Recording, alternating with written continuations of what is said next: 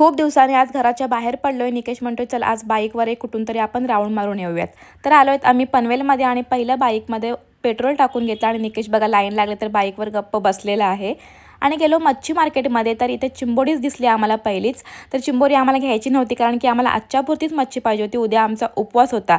तर चिंबोरी आज स्वस्त होती आणि म्हणजे अशी उचलली मी हातामध्ये तर अशी हलकी लागली, भरलेली वाटत नव्हती ती।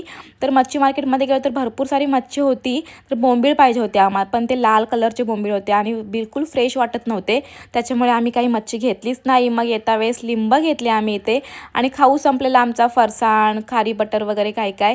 तर इथून सगळा तो खाऊ घेतला आणि मग चणे शेंगदाणे पण घेतले आणि श्रियान तोपर्यंत झोपून गेला आणि येताना बाईकवर पण तो झोपलेलाच होता।